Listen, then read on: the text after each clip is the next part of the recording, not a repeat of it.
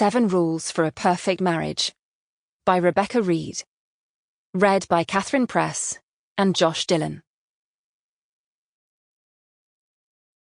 4M. A note on the content. This story contains discussion of fertility issues, miscarriage, and abortion. The launch party. Jessica. Before I was a little bit famous, I used to find private dining rooms fascinating. On the rare occasion I'd end up at a restaurant fancy enough to have one, I'd spend the evening straining my neck, trying to work out who's inside and why they're special. Only it turns out, now that I spend quite a lot of time in them, dining rooms are usually a disappointment. Cold. Boring, even. Sometimes I found myself in one for a work event, and I spend the evening feeling left out, missing the hustle and bustle of the restaurant. But tonight is different. This is where the party is. The room is filled with 30 of our favourite influencers. It is loud and warm and wonderful. Each time the door opens, as the waiters bring in another bottle of wine, I can see people out there trying to look inside, trying to work out who we are and what we're doing. For the first time in my entire life, and even though my imposter syndrome is never gone for long, I feel like I've made it. Anyone who catches a glimpse will see the carefully decorated table, laden with fat white pillar candles and out-of-season flowers. And they'll see me, hair blow-dried, makeup professionally applied, wearing 2 sets of shapewear under the dress lent to me by some designer I can't pronounce, sitting next to my handsome dark-haired husband, who has rolled up the sleeves on his shirt and slung his perfectly tailored, also borrowed jacket over the back of his chair.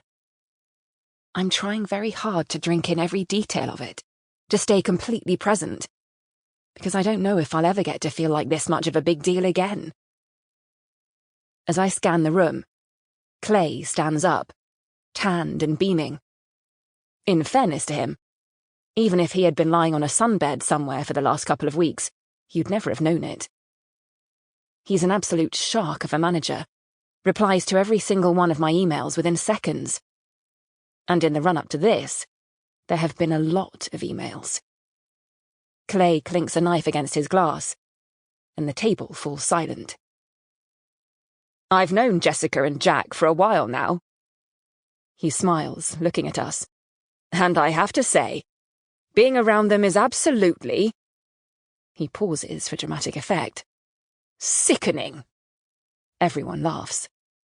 Seriously, he says, after he's waited for the laughter to subside. When you're in the same room as them, you feel it. There's an energy, a sort of force field. I've never known 2 people who are so much in love, let alone after so long together. In fact...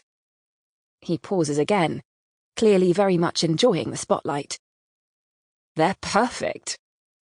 But unlike most perfect couples, these 2 have something very special and very unusual. They are willing to tell the rest of us how we can make our own relationships just as successful as theirs. He picks up a book. It's the same book that's dotted all over the room. A pale purple hardback with embossed blue letters. He holds it up triumphantly. 50,000 pre-orders, he announces. Due to be published in 15 countries. Film companies are making offers as we speak. And all because Jack and Jessica have found the secret to a perfect marriage. Or rather, the 7 rules which make a perfect marriage. Applause breaks out, and Clay waits for it to subside before he goes on. Even I might be able to make a relationship last longer than 2 weeks with their help. Anyway, we brought you all here tonight to celebrate, so I will just say, I've never been so proud to represent anyone. He raises his glass. To Jessica and Jack. Everyone else choruses. To Jessica and Jack. There's a little pause as Suze, who works for our agency, gets up and wrestles with an enormous gift-wrapped box. Jack and I look at each other in surprise. We rip the paper off like excited children. Sample complete. Ready to continue?